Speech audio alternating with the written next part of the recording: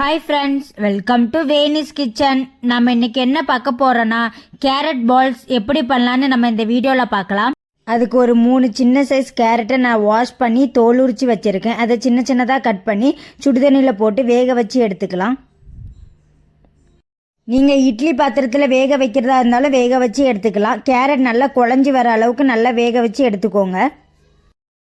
அப்புறமா வேக வச்ச கேரட்டை நான் ஃபில்ட்ரு பண்ணி வேற ஒரு பாத்திரத்தில் சேர்த்துக்கிறேன். கேரட்டை நல்லா மசிச்சுக்கோங்க. கேரட் இந்த மாதிரி நல்லா பிசைஞ்சதுக்கு அப்புறமா ஒரு சின்ன கப்புக்கு 1/2 கப் அளவுக்கு அரிசி மாவு சேர்த்துக்கிறேன். அப்புறமா கொஞ்சமாக உப்பு சேர்த்து நல்லா பிசைஞ்சுக்கோங்க. தண்ணி எதுவும் சேர்க்க வேண்டாம், கேரட்லேயே தண்ணி இருக்கும். ஸோ தண்ணி எதுவும் சேர்க்காம நல்லா பிசைஞ்சு எடுத்துக்கோங்க.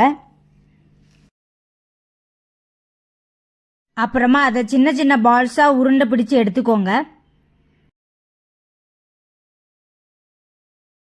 எல்லா மாவையும் இந்த மாதிரி சின்ன சின்ன உருண்டையாக பிடிச்சதுக்கு அப்புறமா வேற ஒரு பாத்திரத்தில் தண்ணியை ஊற்றி தண்ணி சூடானதுக்கு அப்புறமா நம்ம பிடிச்சு வச்சிருக்க அந்த உருண்டையை உள்ளே போட்டு வேக வச்சு எடுத்துக்கலாம். தண்ணி சூடானதுக்கு அப்புறம் அந்த உருண்டையை போடுங்க. அதுக்கு முன்னாடி போட்டிங்கன்னா கரைஞ்சி போயிடும்.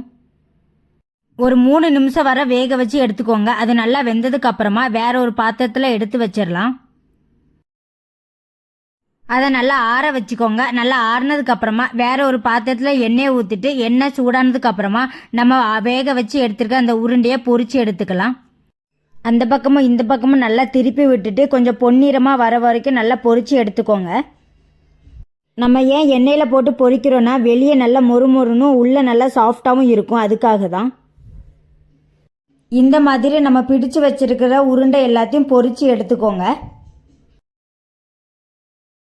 அப்புறமா வேற ஒரு பாத்திரத்தில் கொஞ்சமாக டொமேட்டோ சாஸ் சேர்த்துக்கிறேன்.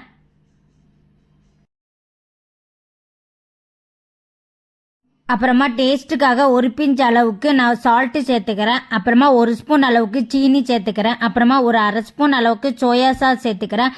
அப்புறமா ஒரு 1/2 ஸ்பூன் அளவுக்கு வினிகர் சேர்த்துக்கிறேன். அப்புறமா கொஞ்சமாக தண்ணி சேர்த்து நல்லா மிக்ஸ் பண்ணிக்கலாம். நம்ம சேர்த்துருக்க சீனி நல்லா கரையிற மாதிரி நல்லா மிக்ஸ் பண்ணிக்கோங்க.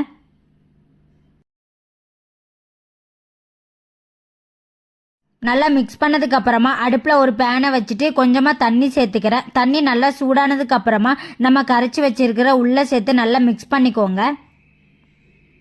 ஒரு 3 நிமிஷம் நல்லா மிக்ஸ் பண்ணிகிட்டே இருங்க. நம்ம ஊற்றிருக்க சாஸ் எல்லாம் திக் கன்சிஸ்டன்சி வர வரைக்கும் நல்லா மிக்ஸ் பண்ணிகிட்டே இருங்க.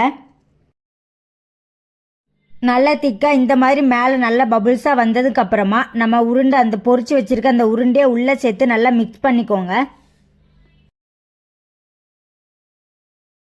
நல்லா மிக்ஸ் பண்ணிகிட்டே இருங்க. அந்த சாஸ் அந்த உருண்டையில் நல்லா மிக்ஸ் ஆகிற வரைக்கும் நல்லா மிக்ஸ் பண்ணிகிட்டே இருங்க.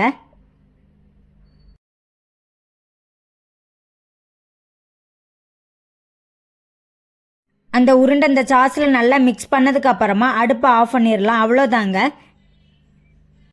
அந்த உருண்டையை வேற ஒரு பாத்திரத்தில் எடுத்து வச்சிருங்க. அந்த பேனில் கொஞ்சம் அந்த சாஸ் இருக்கும், அதையும் எடுத்து அந்த மேலே எடுத்து வச்சிருங்க.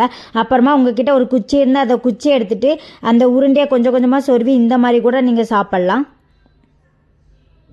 டேஸ்ட்டுக்காக அது மேலே கொஞ்சம் வெள்ளை எள்ளு சேர்த்துக்கிறேன். உங்ககிட்ட வெள்ளை எள்ளு இருந்தால் சேர்த்துக்கோங்க, இல்லைன்னா வேணாம். இது கூட தேன் மிக்ஸ் பண்ணி கூட சாப்பிட்லாங்க. அவ்வளோதாங்க, கேரட் பால்ஸ் ரெடி ஆகிட்டு. இதே மாதிரி நீங்களும் உங்கள் வீட்டில் ட்ரை பண்ணி பாருங்கள். குழந்தைங்கள்லாம் ரொம்ப விரும்பி சாப்பிடுவாங்க. உங்களுக்கு இந்த வீடியோ பிடிச்சிருந்தா லைக் பண்ணுங்கள், கமெண்ட் பண்ணுங்கள். வேனிஸ் கிச்சன் சேனலை சப்ஸ்கிரைப் பண்ணிக்கோங்க. பை ஃப்ரெண்ட்ஸ், நெக்ஸ்ட் வீடியோவில் பார்க்கலாம்.